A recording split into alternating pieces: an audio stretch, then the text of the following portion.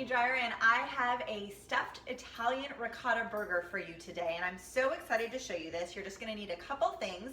First, you're going to need the Beyond Meat Beyond Burger. This is my favorite meatless burger on the market. You're also going to need some seasoning for that burger, which I've got in here some garlic salt, some sea salt, some black pepper, and some Italian seasoning. You're also going to need the ricotta for the stuffed ricotta burger.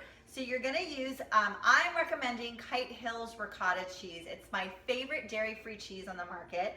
And in there, I'm also going to mix some freshly chopped basil, some dried rosemary, or fresh if you've got it, and some freshly chopped garlic. And you don't need any salt for this because the ricotta is so creamy and salty. It's so good without it.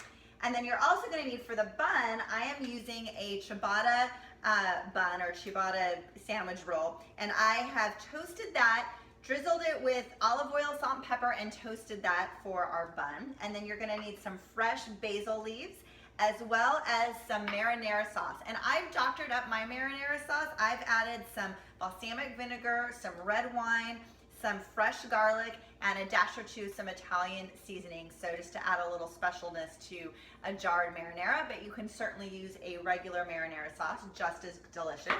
So to start, you're gonna mix all your ingredients for your ricotta, and you can just use a spoon or you can use your hands, whatever you wanna do. And you just wanna make sure that the basil and the rosemary, which I think makes this ricotta ball, and the seasoning all just gets mixed in evenly. And we're gonna make a little ball. Once you get that all mixed up, you're gonna make a little ball. And forewarning, this recipe is a little messy, so your hands will get dirty. I took off my rings today for this recipe.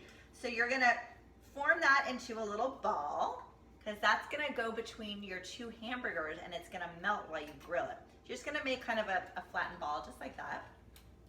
And then for the burgers, so you're gonna set that aside.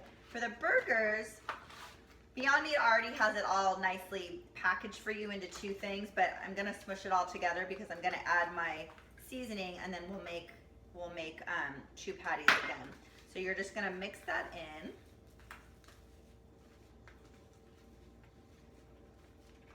And feel free to use a bowl for this. I'm being super eco-friendly right now, and I'm trying not to dirty too many dishes, so I'm just using my little carton as the bowl.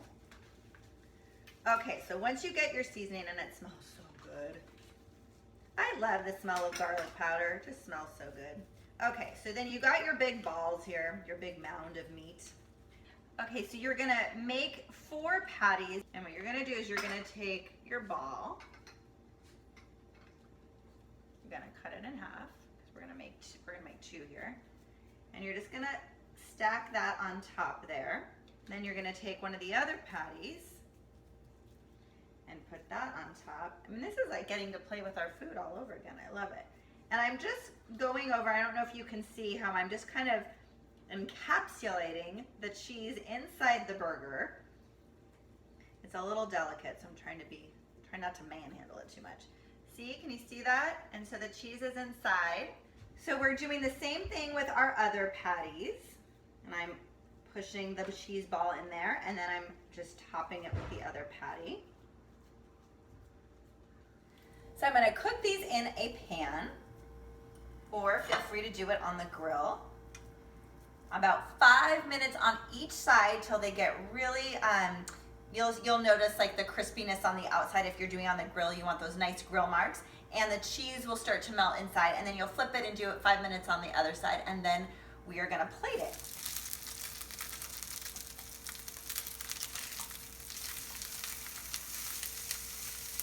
Okay, so once you've got your burgers all grilled up, we're gonna put it all together, and I am using a ciabatta bun, or you could also use some focaccia bread, and I toasted that with some olive oil, salt, and pepper, and now I am just putting on my marinara sauce.